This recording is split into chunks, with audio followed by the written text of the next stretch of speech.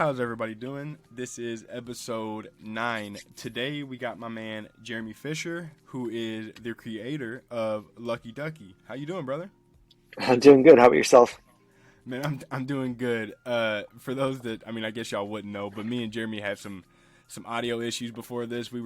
I don't know what was going on, but we're here now. And for those that don't know, Jeremy has worked on multiple things before NFTs. He is mainly, I would say, an animator. He's been on the visual effects team. He's been additional crew for things, which is, a track reader and other sorts. And he was given a special thanks on the Phantom Menace, which was just a little short in 2018. It won the best narrative short film at the Film Invasion LA in 2018. So that was a cool little thing.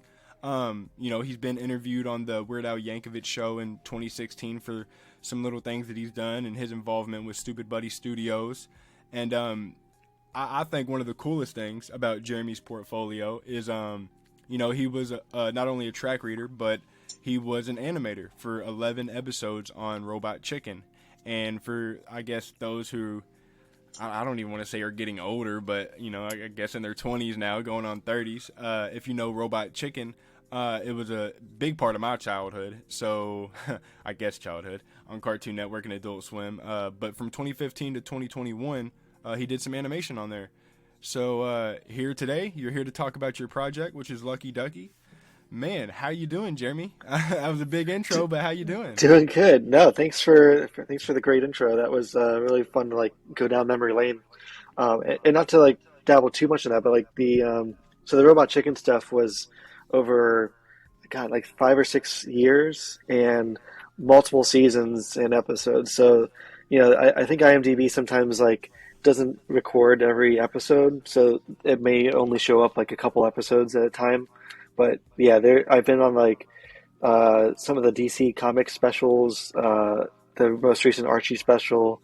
I think at least 4 or 5 seasons, and many episodes on each of those seasons. So it's a very IMDb doesn't do a great job of organizing all that, so it may only look like a couple episodes for that one. And you even had a cool little, we talked about this for a second before the show, the Harry Potter magical movie moments, which was just a little short, but it was official. It wasn't nothing fan made. I thought that was really cool that you got to get your hands on that and even be a little animator for that, man. It's cool that you've had this run of different things. You've had your hands on multiple things in the past, so it's really cool, man, to see you start an NFT project. And that's kind of what I wanted to start the episode off with. How does someone of yourself go from doing Robot Chicken or working with anything else to NFTs? How did this get introduced to you? It's kind of an interesting problem to have as an animator, where we're expected to be freelance artists, where we just go, show to show, commercial to commercial. We don't have a lot of the job security, unfortunately, like a lot of other industries do, where you can expect to be in a salaried position for multiple years.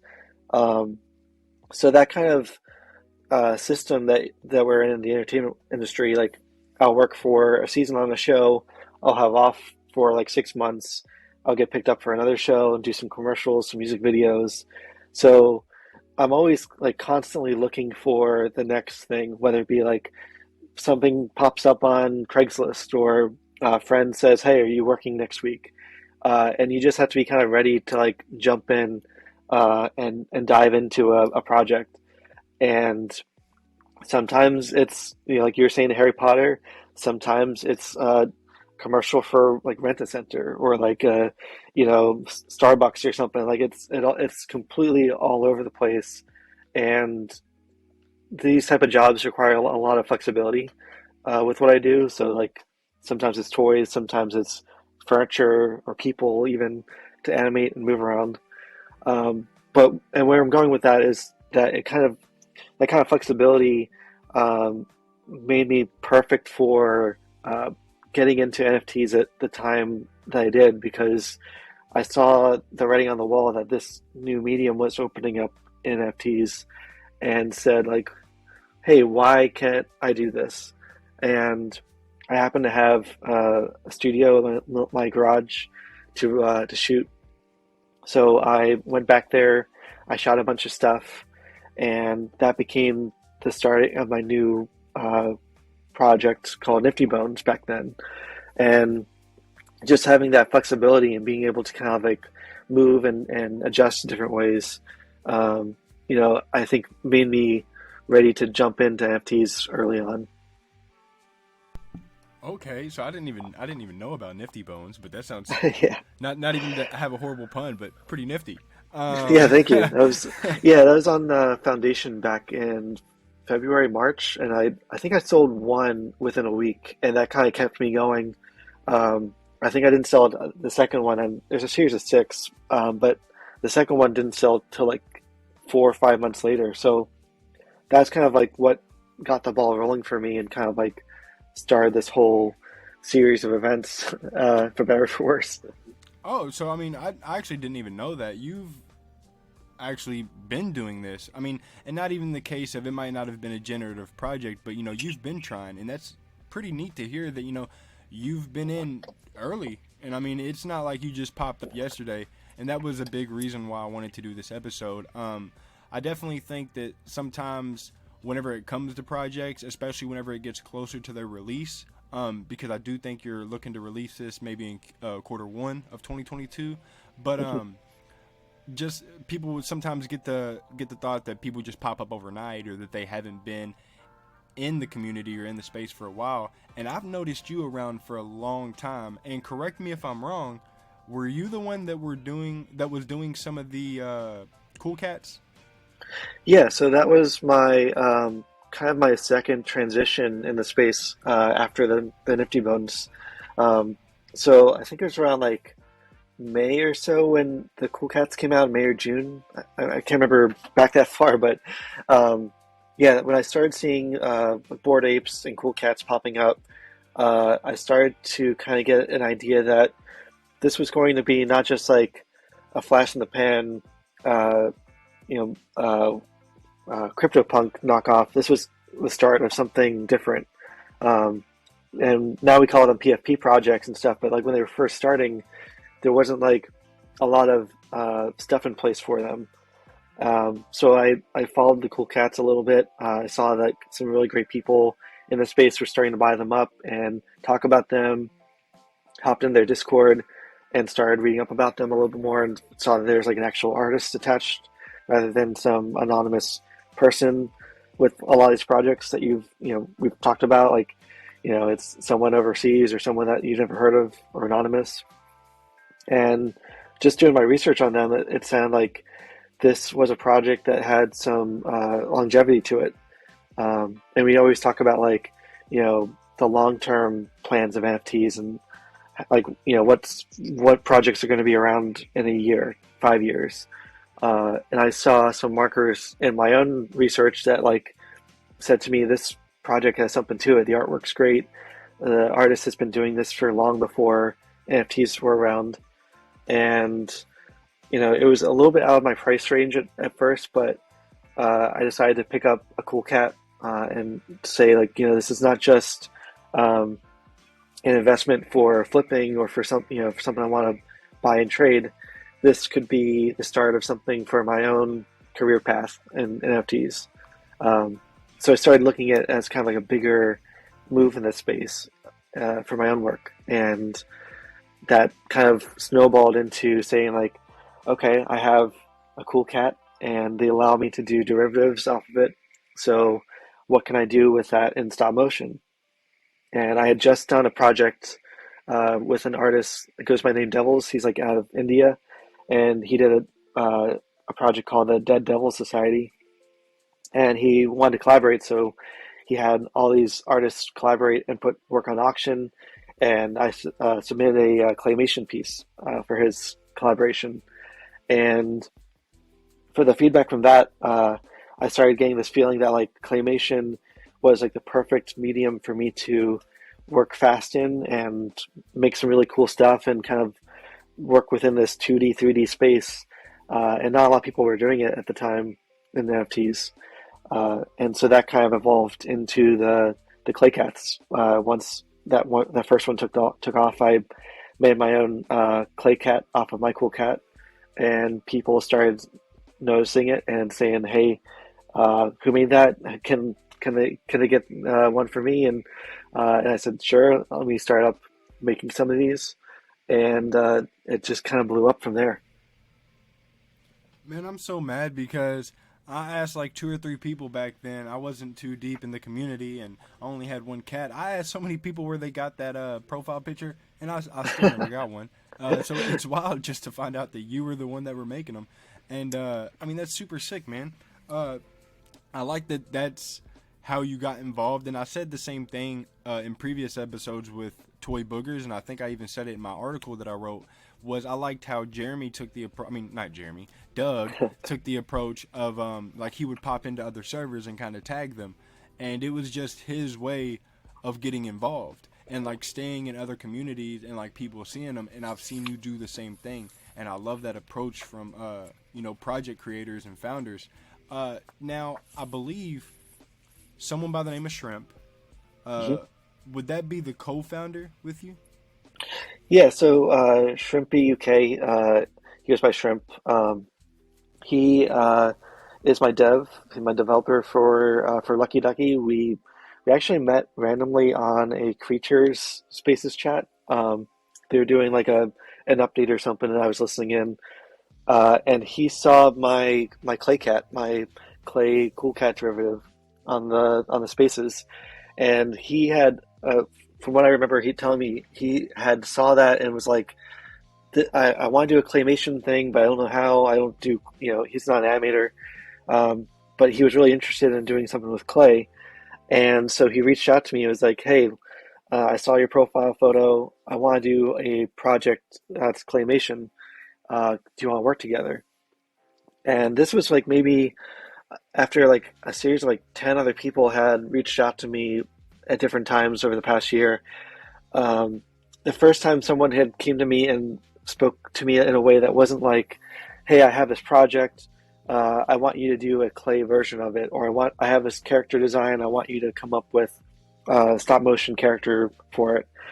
It was very much like he was coming to me wanting to collaborate rather than tell me what to do type of thing.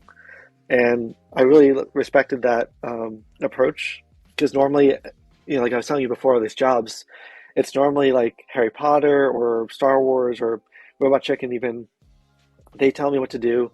I come in, I shoot it, I go home, but I don't have any sort of ownership to those brands or those projects because it's just something that already exists, and I just happen to be making a piece of it. And that's fine for the freelancing life I've lived. Like that's kind of the name of the game for working in entertainment. But working in NFTs now, I see there's so many more opportunities here for doing something different, for like starting your own projects and having some ownership into what you're making. So having that approach with him was really exciting. That like we could build something together rather than him telling me what to make or him having this this concept already, and I have to either agree to it or turn it down or like try to pull him some way. So this was very much like we started off at the ground floor, and we didn't have any things starting out. We just kind of said where do we want to start, and we just kind of built from scratch from the very very first time we talked. Bro, that's crazy, and that goes to show people that are listening. It's not really what you say it, how you approach people. Like he said, people had came up to him. There were people before Shrimpy that came up to him, but it's how you approach people. It's how you're going about it, what you're wanting to do. I felt like you said, Shrimpy wasn't trying to take advantage of you. He was really having a vision and felt like you two together could really do something. And that's why I really love this project from what I've seen. For those that don't know, it hasn't released yet, and we'll speak on that next. But I just love the fact that going into this project, I've seen the little bit of your history, I've seen your past, and I love that you're so like passionate about it. You really want to do it, and you haven't quit. Even whenever, like you said, you did the Nifty Bones, you sold Mhm. one. you didn't sell them all out at the moment of the drop, and that's okay. Hmm. You know, you don't have to have an instant sellout to be successful. You kept going, you kept having that vision, and eventually it came to you. The time felt right when Shrimpy, hit you up, and everything came into it. And for those that don't know, we've been talking about Lucky Ducky a couple times in this podcast already. So I will say, from what I know from the outside looking in, it's a claymation project, and it has 7,777 ducks. I wanted you to talk us through kind of what Lucky Ducky is from the aspect of like why ducks. Um, it don't really have to be why claymation unless you'd like, but Sure. kind of like what the project means to you, and is there maybe a release date or a time that we can look forward to for the project? Yeah, so Lucky Ducky was a project that started back in, I think we started talking back in August, and it's still in the making. We're, probably closer to launch than, you know, I think we're like probably within the month or so wrapping up here. Um, but yeah, when we first started out, it was very open-ended. We didn't have any like, has to be about ducks or has to be a human character, has to, be like based on, CryptoPunks or something. We started very open and said like, what do we want to do? Like, what are we interested in? And initially, we kicked around some ideas with like some human characters or like talking about animals. And the more we talked about it, the more it felt like there's a lot more freedom for picking a character like a cool cat, like a animal.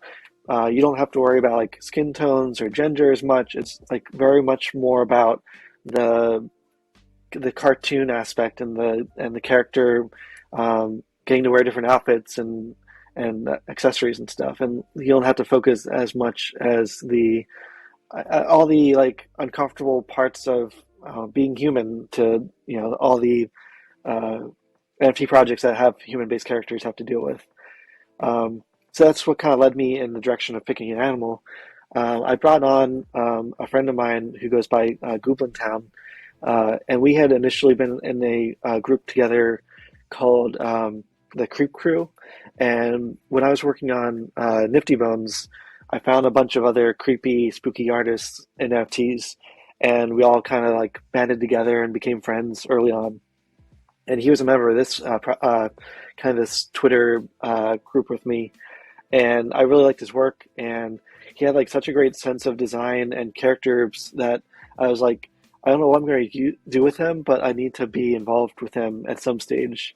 So just like keeping that in the back of my mind, I started talking to Shrimpy about this project, and then I said, "Hey, can I bring on this guy who's a much better artist in the design sense than I am? Like he can make quick character studies and do really cute characters really fast, where that would take me so much more time to get to like really lock down a really special looking character." So brought him on. We kicked around a bunch of animals, and different styles, different like looks and feels to them. So this was like over about a month of development, um, just like going back and forth. I sent some references for some stuff I really liked.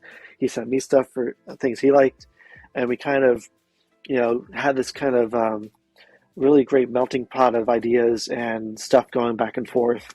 And that's I think a really crucial part when you're doing this stuff is you don't want to just create this in a vacuum if you're going to have so many people involved with it. You want to have some other ideas and other um, stuff to bring to the table.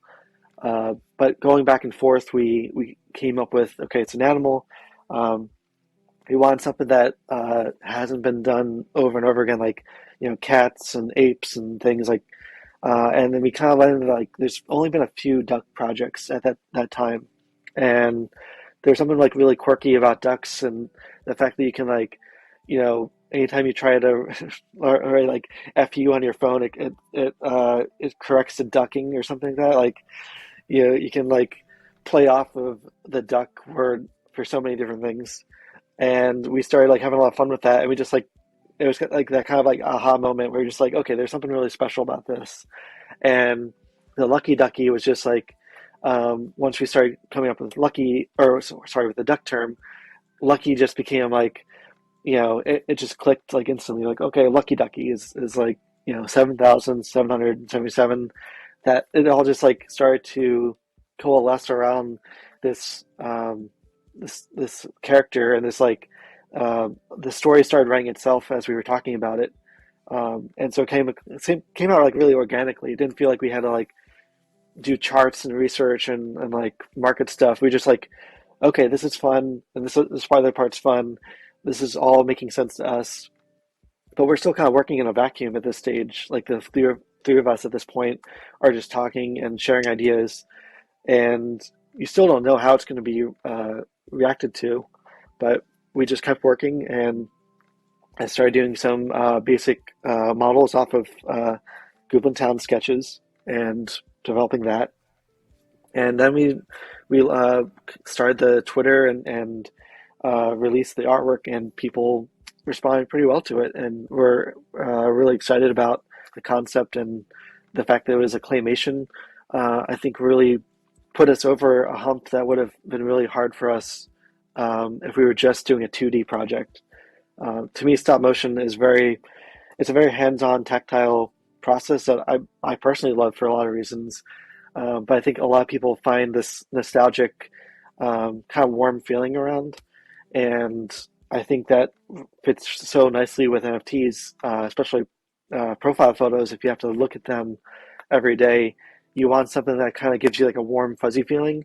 And claymation just kind of reminds you of childhood and watching cartoons as a kid. And I think all that really works together for this project, and it makes me excited to like look at these characters. So I think that you know lends itself to like what people really gravitate towards in this. Me personally, I don't want to speak for everyone else. I think it looks amazing. Thank you. Whenever I first saw the Twitter, you guys have a pinned tweet. I don't know if it was as of recently, but it's kind of like the intro. It's just a short video of Uh-huh. like 4 or 5 ducks popping up, and just the way they pop up, man, and they just look good. You even posted a picture before of like other ducks I think y'all were going to go with, and then the Sure. final one that y'all have now, and just the one that y'all landed on just felt good. Not only that, for a profile picture, well, what we call a profile picture NFT, I think claymation has not been done a lot. I told you before that I only have seen one, Hmm. and I do own one, and I thought it looked really really cool. It's a good feel. It's a fresh feel. It's something that we don't have to see all the time. Like you said, it's not a 2D picture. Rather, it's been an animal that's been done before or not. Um, I think even if you would have went with a cat, well, not let's not say a cat, but an ape, Hmm. a monkey, anything, and done it in a claymation style, I think it would have been amazing. But the fact that you did take the second to look, tried to, what animals haven't been used, because we do see a lot of animals. But yeah, I think that's going to be a super fresh look for the space, and not to mention, I think it's family friendly. I don't know all the traits, but from what you have shown us, it looks super nice. It looks super family friendly, and I guarantee there's going to be, kids out there trying to make these figures with Play-Doh. It's just something that you can do at home, something to have fun with. You Hmm. can show your kids, and that was something that I really liked about it. It gave me that Cool Cats vibe. Right. And we said Lucky Ducky is the name. I wanted to wait until we got like midway through the podcast so people wouldn't just turn on the front or skip to the very end. But we did do a POAP for this Hmm. episode because I said we're doing one every episode. But this time it was a little different. I actually had Jeremy design the POAP, and it came out sick. So whenever this airs, which will be Monday, whenever y'all hear this, you can go on the POAP app. You can only mint it on the app. It's on iPhone and Android, but go on there and you type in a secret code, not 6 digits. Someone messaged me about this before. It's not the 6 digit code, it's the secret phrase. You type in a word. The word for this POAP is none other than Lucky, capital Lucky, Lucky. So you type in Lucky, and you should get the POAP. Since Jeremy designed it, I did not want to keep it limited to like 10 or 15. So we went ahead and pushed out 55 of them. That's the most we've done for any episode. but that was definitely just a big respect to Jeremy and what he's done, and I thought it was a super sick POAP. I got mine. Jeremy and his team should be getting theirs. But yeah, I just wanted to throw that out there. With that being said, Jeremy, we're not done just yet, but I want to know, you messing with the cool cats. I've seen you in other servers. How much has this helped you, man? I think you've got a lot of support out there. I think a lot of people are looking forward to the Lucky Ducky. And I gotta ask, man, do we have a time frame? Do we know when it's gonna release, or are you guys still sitting back, kind of just contemplating things? So the two questions would be, do you have a time frame, and how has everyone else kind of helped you get to where you are now? Yeah, the time frame question, we're trying to ramp up right now and get this out the door. It's one of those hard quantifiable questions when it comes to claymation, because like you were saying earlier, there isn't a lot of projects doing this work. Like you could maybe estimate for like a 2D hand-drawn project now based on how many others have come before. But I'm doing a lot of stuff that hasn't been done before. Not to like toot my own horn, but I had to learn a lot of new techniques for this to actually make it work. Stuff like sculpting it on kind of like a resin cast of a ducky, just so they all have the same shape. So every piece has to be photographed on the same block just to keep the lighting and everything consistent. Um, that's a technique I haven't seen anyone else do so far. I don't know if it's the first, but it's something that I had to figure out on my own as a way to keep this all organized and consistent. Because in Procreate or Photoshop, you can just you know line up the layers and you're set. Shooting something on a stage, you have to keep the lighting, the shadows, the color temperature, everything consistent. So there's more variations involved. That said, we're hoping that we can wrap things up for the end of the month, and hopefully, if all goes according to plan, sometime in early to mid February, we're hoping to launch. So that may change if there's some stuff coming at us from left field, but that's what time we're hoping for. So that may be the first time that's been put out there in the world. So your podcast listeners may get to hear it first. But that's the goal. Some things change as artists. We have to like sometimes adapt, and things sometimes get pushed back. So, if it doesn't come out in that time frame, I hope people aren't too mad at me. But that's what we're hoping for to get this out the door soon. Um, with the question on the cool cats, none of this would have been possible without being connected to the cool cat community. Um, when I entered the space and was talking earlier about my first project, I didn't see the PFP projects as the space I was going to uh, gravitate towards originally. I saw it as, they're doing this thing over here, and I'm doing this fine arts thing over here. Um, but the more I studied it and the more I looked at it, it seemed like with my background working in film and TV and for stuff like Hallmark and stuff, I had um, a better sense than most of how this stuff works. And it all interests me. Like I love cartoons growing up. I loved, you know, getting up early and watching my favorite series when I was a kid that like still I want to watch as an adult. So like there's still a big part of me that is invested in this work. And as I wanted to call myself a fine artist in this space early on, I still keep gravitating towards pop culture and fun cartoons and things. So it's hard for me to like label myself as one thing or the other. Um, but after doing the clay cats with the cool cat derivatives, I started to get a sense that there's something really special about this project. And you know, anytime I worked with a person who wanted their cool cat made into a clay cat, there's never um, any sort of like top down talk to me. Like there's always like we're equals in the space, and anytime I threw them a price point for the piece, they never like told me it was too much or it wasn't worth it, or I was always like very well respected in that, and that kind of just kept building, and to the point where like I came up with a list that was way too long of people wanting these pieces.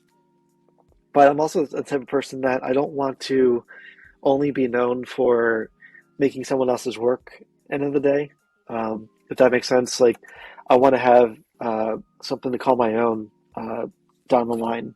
So I knew that like I could do clay cats for the next 6 months or next year, and that would be great and would pay the bills and keep me afloat for a while. But um, there's still a part of me that wanted to have my own project to put out there and to even just try making on my own. So uh, the Cool Cat community was nothing but supportive the whole time through. Like I talked to a few people in the community early on about like my ideas, and I met with a few people for the LA meetup.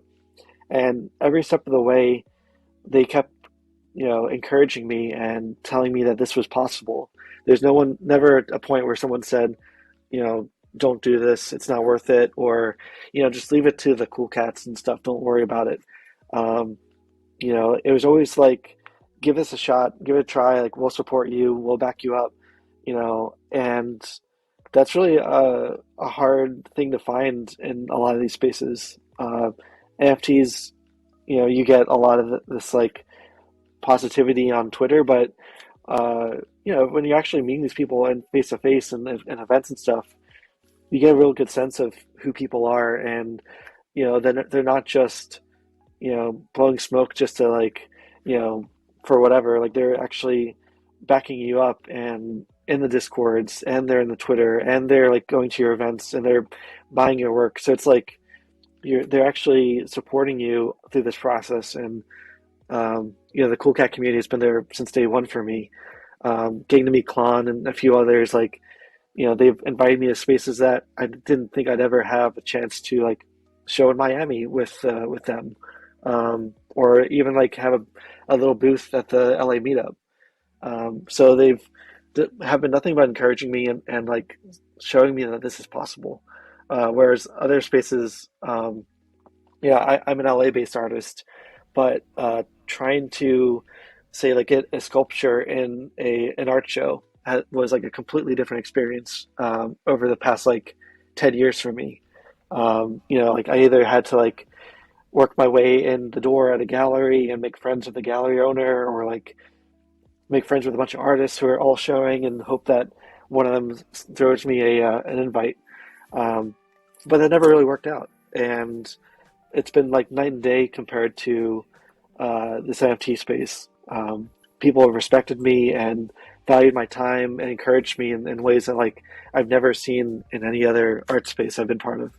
So that's a long story to say. Like, uh, the Cool Cat community is one of like the best places where I found a community to like support and uplift and kind of push me in ways to do my art right now. And Lucky Ducky would not have been possible had not been for any of that sort of feedback and encouragement. No, man, it's not long at all, especially when you're speaking from the heart and it's genuine.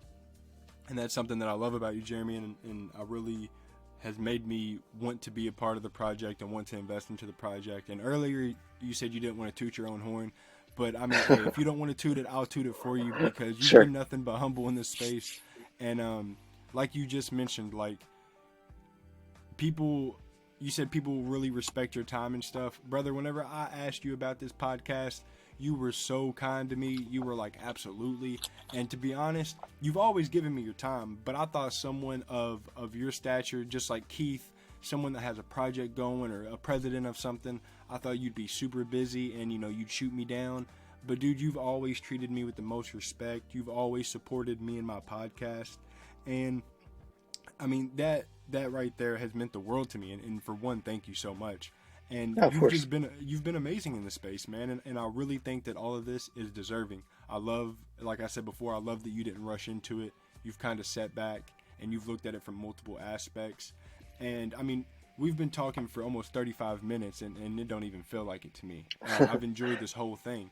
And before we wrap it up, I do want to say, you said just a second ago that people have respected you a lot more in this space. What is the you've been on both sides now. You've been the NFT, and you've been kind of, I would say, bigger entertainment. Hmm. With whether it be Robot Chicken or even doing little things like the WWE Slam City, the little Harry Potter stuff. Hmm. What is the major difference between these quote unquote big people versus what you're doing now in NFTs, other than the respect? Do you feel like this is something that people should be looking at if they're a creator like yourself? Or I guess you could say, do you have any words for people that are kind of in your position that have something to offer? Because I feel like everybody has something to offer, but they Sure. don't know how to go about getting it out there. Yeah, I mean, that could be a topic for a whole podcast in itself. For sure, for I, sure. when I first started, I was still working full time on Robot Chicken. This was like back in March, and I would talk to people on the job, like other animators, during our lunch breaks and stuff, and talk to them about NFTs, and they were curious about it. And I didn't really know a whole lot at the time either. I was still learning, but they would ask me like, "Oh, like, did you sell out? Did you sell out?" And it's like, I was kind of telling them like, "No, it's not really like that. You kind of start slow, and not everybody sells out instantly, and it's a process."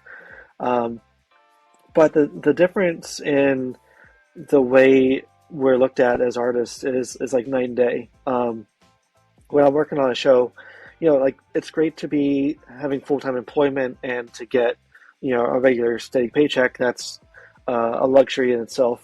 Not people are like, not everyone is can get a full-time job doing this type of work. Um, so it is a great way to make it as an artist, working in entertainment. Um, that being said, like, you know, the end of the day, what they're getting out of you is a lot more than what your paycheck is. You get a paycheck, they get all your time and all your effort for that paycheck. I mean, that's any job, but especially as artists, um, I think to all the projects where I know, like, up to 100 people working on a commercial for like Pepsi or Nike or something, and the work is incredible, but end of the day, they're working on a commercial for a brand that has existed for like 60 years, and what could they be doing with that time on their own, with if they had the same budget or same ability to work as an artist. Um, I just did a commercial for Seinfeld. This was back, I think, in July. They were bringing Seinfeld over to Netflix, and so they wanted to have a commercial to let everybody know. They built a Lego set that was human scale. So the whole Jerry's apartment was, life size and accurate to the little Lego set, if you can imagine that. Beautifully done set. It was like immaculate. They had Jerry Seinfeld dressed up as his Lego character, saying lines from the show. And I'm like looking around this set and I'm thinking like, how many people were involved in this? Were like top craftsmen making this art, all for a show that has existed already for like 20 years, and that hasn't evolved or changed at all. It's now the Lego version of the Seinfeld show as a commercial.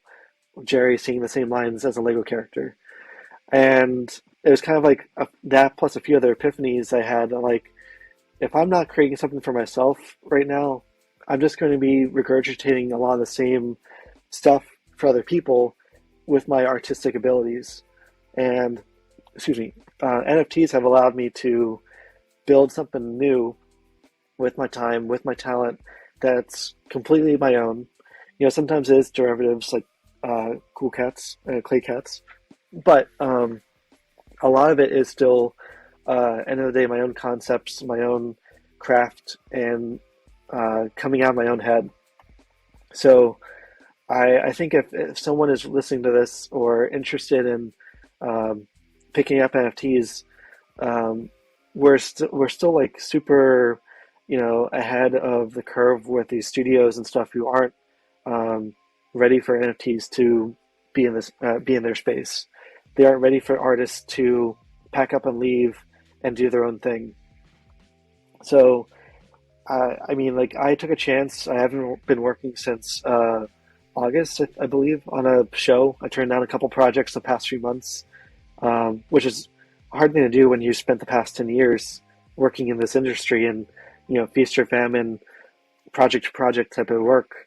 To turn down work is like a little scary sometimes. Um, but I've been able to survive so far and even create something new with Lucky Ducky the past few months and make something to see what happens. And maybe it succeeds, maybe it doesn't do as well as I hoped, and I learn from it.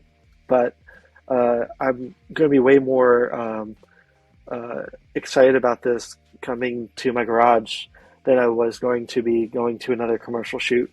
End of the day, making the same stuff over and over again. So that's I lost the trail there a little bit, but if that's what helps people kind of find NFTs, yeah, I mean that's what brought me into it, and I think it's the perfect time for an artist if they're curious about to just try it out and to apply themselves in this in their free time if they can. Yo, that is. I mean, I don't even know if you got off the trail. I was just so caught up in. I was so caught up in the story, man, and it's lovely because I mean, at the end of the day, like you said, these jobs do pay the bills, but everybody wants to do something that they love, and Right. yeah, you can do stuff that you love for money, but you want to really enjoy it, and the fact that you get to jump into NFTs. You are early. You are ahead of the curve. And I'm gonna stop telling people that they're early. Now, Right. now at the point, I think that people are ahead of the curve. Early was January of Right. 2021. Now people are definitely still ahead of the curve, but a lot more people are starting to take notice. Hmm. But like you said, if it fails or not, I'll always support you. Although I don't think it's going to fail. I don't want to, toot anybody's horns or pump anybody up, but you do offer something fresh. You do offer something family friendly, and it's something that we haven't seen in a while. And overall, I'd say probably not at all. We haven't seen something like this. You're taking the time to go into your garage, like you said, set each one of these up, making sure the shadows are right, making sure it's in the same box every time. That's not easy. That's not, you could have easily threw something together and you could have put some Play-Doh together and just, threw it up there and made it look decent. And since it was something that was fresh and new, people would have bought it up. You could have left the next day and boom, like some of these other projects that people are doing. It's not a derivative. I love it. It's ducks. It's lucky. It's ducky. 7,777. I enjoy it, man.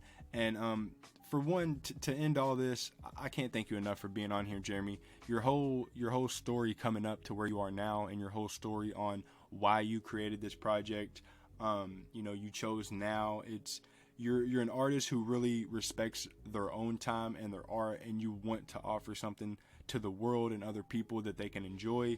And just the fact that you want other people to love what you do is why I love what you do. So thank you so much for coming on here, Jeremy. It's been a blast. Almost 45 minutes of nothing but knowledge for me and other people. And yeah, I can't thank you enough, brother.